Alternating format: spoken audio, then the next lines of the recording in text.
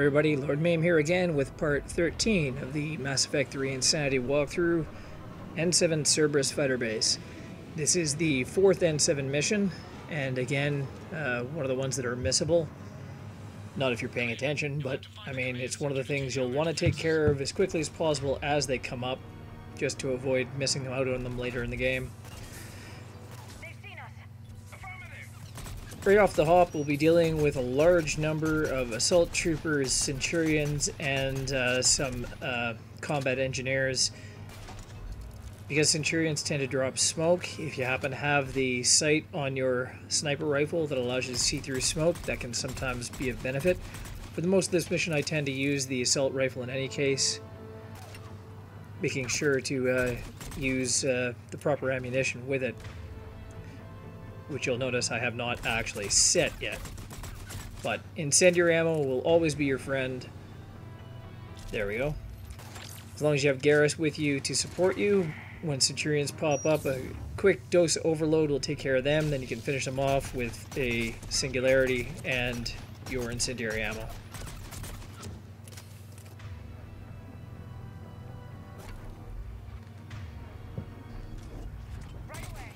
Staying back and allowing the troops to spawn and come to you will make this encounter much easier. They'll come from two main ways, off to the right across this little upper level along that walkway, or from the left up this stairwell. Either way, it'll present plenty of opportunity for you to pick them off before they get anywhere near you, particularly by using the Singularity ability.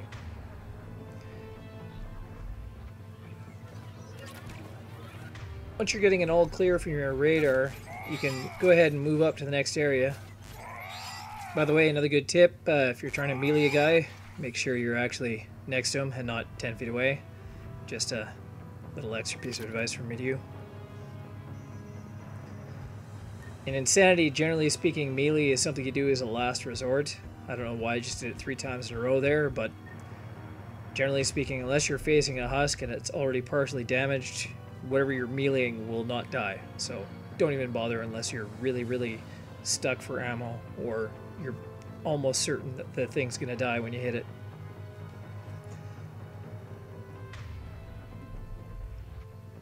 Rather than going down the ladder and through that area, it's best to go through the interior of this area, pick up any of the pickups along the way that you haven't gotten yet. But it's a little bit easier from a cover perspective doing it from the inside, where you're less likely to get flanked. Also, there's a nice cache of ammo directly behind you here when you hit this corner, and you can just cheat the corner from right here.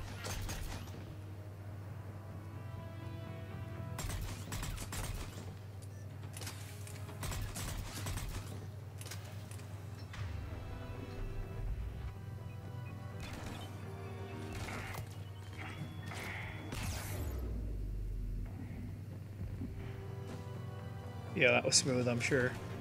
Everyone saw that and went, eee, but it happens sometimes. On Insanity, auto-save and your quick save are your friends.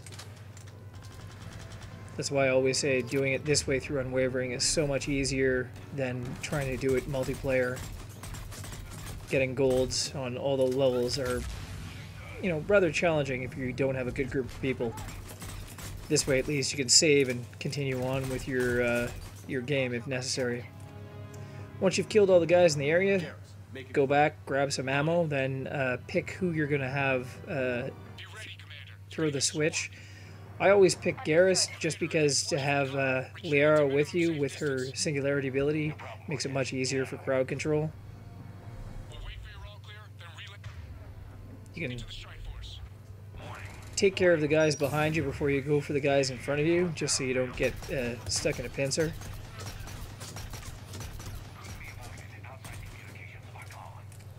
Another thing to be aware of is when you're trying to hit Guardians, make sure that the Singularity actually hits them and doesn't just hit in front of them. Guardians tend not to walk into Singularities like all the other enemies in the game.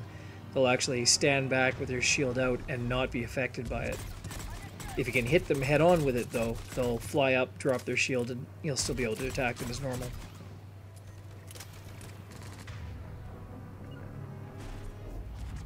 No idea where that guy came from, but he's regretting his decision.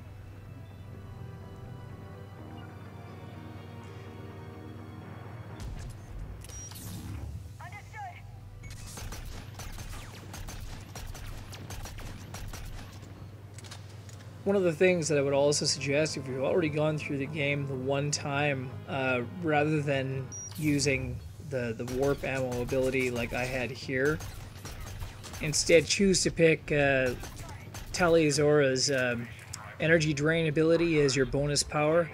That way, just in case you don't have Garrus with you for any reason, you can always deal with shields, or even if Garrus is with you, deal with twice as many shields.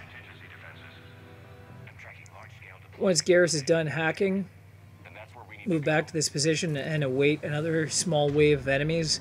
There will be a nemesis mixed in though, however, so be aware of that. In among all the assault troopers, centurions, and combat engineers, the nemesis will also be shooting at you.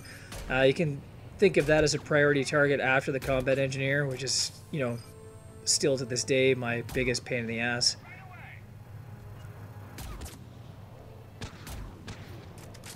Just turrets suck. No two ways about it. Hanging back though with your sniper rifle, you shouldn't have too much trouble. Just cheat the corner, deal with whatever comes your way. The enemies won't actually charge into the area where Garrus and Liara were. They'll just basically come up the middle or hang back and wait for you to kill them. So you can do this from relative safety from the back of the area here.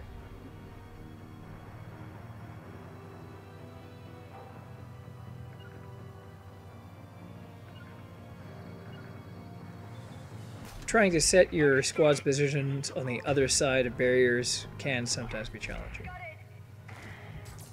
In this case, I would suggest just keeping them back entirely. Just out of the line of fire. Don't even bother bringing them in. With your sniper rifle, you should be able to take care of everything that comes through here, supplemented with your squad mates' special abilities.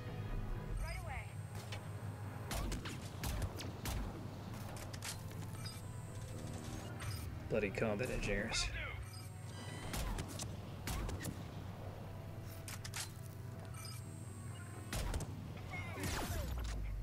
I'm actually surprised that Nemesis is still alive back there.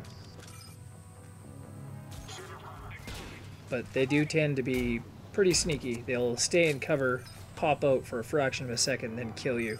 And go back into cover and not come out again until they're ready to fire again.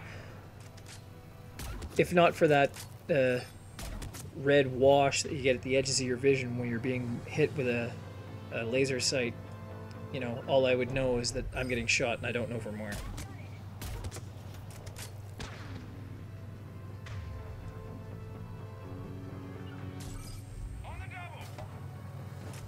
Once the last of these enemies is done, grab ammo before progressing further into the area. There's a couple of ammo caches around the backside of the area, so pick up whatever you can before proceeding.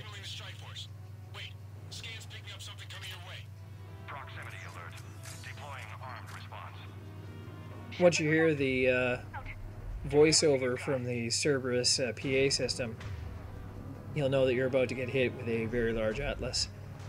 Rather than going up the outside and exposing yourself to fire, the best thing to do is actually do the same things you did originally. Go back up through the interior onto the upper level, where you'll have not only a height advantage, but a cover advantage, and not expose yourself to fire while maneuvering.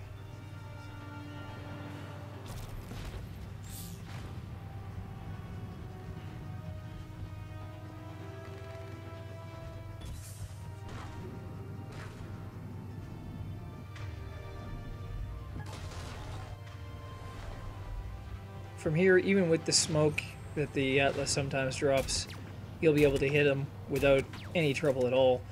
Because of the geometry of the area, you can actually usually just hit them in kind of a slot between tall areas, like here on the stairs.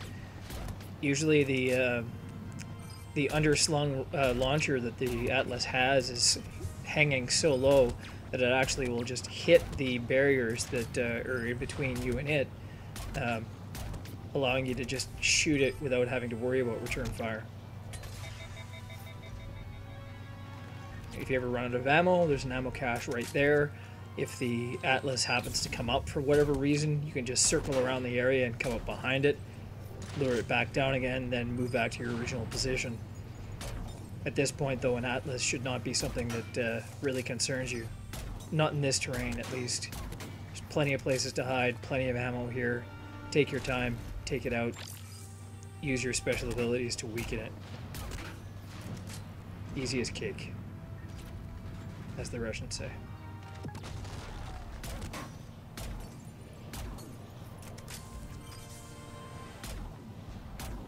Keep up the fire, hitting it with your sniper rifle and your squad mate's abilities, and it'll be dead in no time.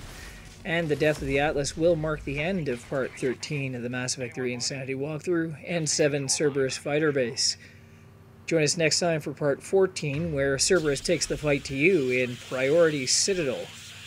Till then, I'm Lord Maim. Thanks for watching.